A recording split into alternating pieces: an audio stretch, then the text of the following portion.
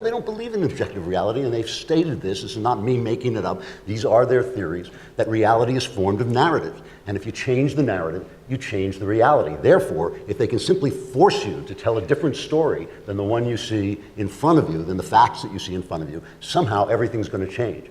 And that especially holds true for the things that they feel bad about. So they tell you, oh, don't fat shame me, don't slut shame me. And I think you don't have to fat shame someone. They feel ashamed already. I mean, if you don't have to slut shame people. You know, you ever see that long walk home that they take? They know what they've done.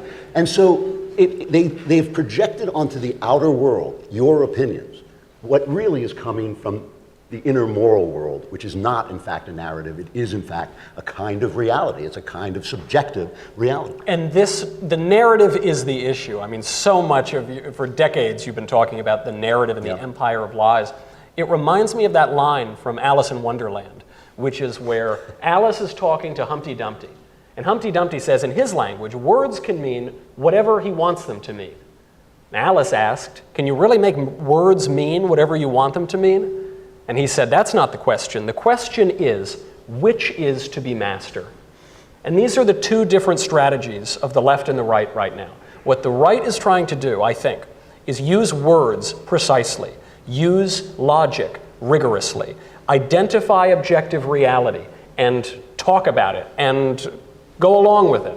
And what the left is trying to do is fundamentally redefine reality, redefine our institutions, redefine premises, redefine basic biology, redefine human nature itself. And this has been the project of the left during the time of the socialists, during the time of the communists, since the French Revolution. It occurs to me they've always been doing it, and now they're just doing it in a very, very farcical way. Yeah, well, it gets more and more farcical. I mean, that's one of the things about moral error, is that it almost always has to go further and further away. It's as if people are running away from themselves down a road and they have to get worse and worse, or else they stop and turn back and see who they really are. I mean, if you start out by saying that men and women are exactly the same, and then you keep noticing these women, they keep blowing up and actual new human beings come out of them, then you have to say, well, yeah, that's true, but you can get rid of that. You can abort that. And you say, well, you know, you really can't solve your problems by killing people. And they say, oh, well, it'll be safe, easy, and rare. And you start at safe, easy, and rare. By the time you're finished, you've got 44 Democrat senators actually voting in Congress that babies can be allowed to be left to die. And you think, well, gee, you know, if a baby who's actually been born isn't a human being with a right to life, who is? You know, I mean, where do you start? And I think when you start to make moral mistakes, you have two choices.